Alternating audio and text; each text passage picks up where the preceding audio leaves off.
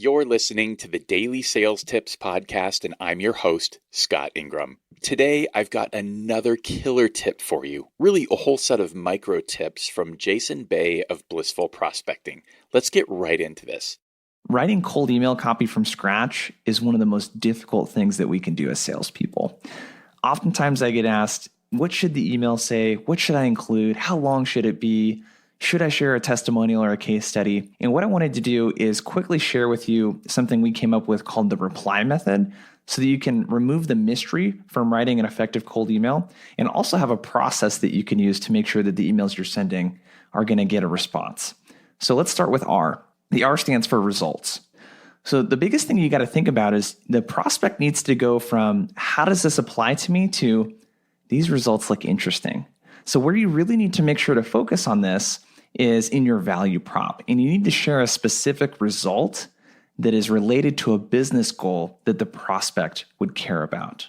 So helping people increase their productivity is not a business goal. Increasing revenue is. Increasing or decreasing, ramp time with sales reps, that's a business goal. So make sure you're focused on the right result and one that the prospect you're reaching out to will care about. Number 2 is empathy. So the E stands for empathy, and essentially what you want to do here, and what I see missing from most prospecting messaging, especially in emails, is no commentary on what the challenges or fears that the prospect might be experiencing. If you don't talk about the challenges somewhere in your email sequence, the prospect is not going to know how exactly you can help them or what problem that you can help them overcome. So you need the prospect to go from, you don't understand me or our business, to, hey, you're really speaking my language. The P stands for personalization. What you need to make sure of at the bare minimum is that the first 2 sentences of a cold email sequence in that very first email are personalized. And what you want to make sure is that this is something that's actually contextual. So don't make it completely unrelated to what you provide in your product or service, but you need to do enough there to make sure the prospect knows it's not clearly a mass email. So show that you did your homework. If you're not personalizing beyond the first name and company name, the chances of getting a response go down dramatically. The L stands for laser focus. So a couple little quick tips here.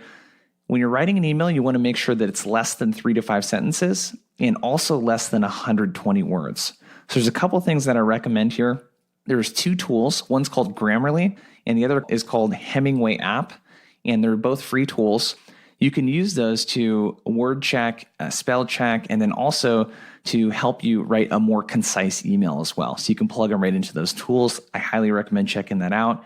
Another little hack here is that send yourself an email and take a look at it on your phone. And if you have to scroll on your phone to read it, it's too long. Lastly, the Y stands for you. So quick rule of thumb here is, and one of the big mistakes that I see people make when they prospect is they talk about I and we a lot. I'd like to meet with you. I'd love to meet with you. We can help you with this. You're going to have to use a certain amount of that, but what I recommend is cutting out the word I completely if you can. And the you and your ratio to I and we ratio needs to be 1-to-1 or greater. So in other words, you should be saying you and your more times than you're saying I and we. Your challenges, your goals, your fears in this area, whatever it is, make sure that you use you and your. All right, that's the reply method. This is a process, like I said, that you can use as a checklist for your cold emails and that you can use as a step-by-step process when you're writing emails from scratch. Jason just shared another great tip last week in episode 132, where he talked about not treating all of your prospects equally. Do yourself a favor and connect with Jason on LinkedIn and check out some of the other cold email and other content he's posting there. It's really good. As usual, we've got links to everything set up for you at dailysales.tips/137. You'll find links to Jason's LinkedIn profile, to Blissful Prospecting, as well as to Grammarly and Hemingway. Then come back tomorrow for the latest from Jeff Bajorek.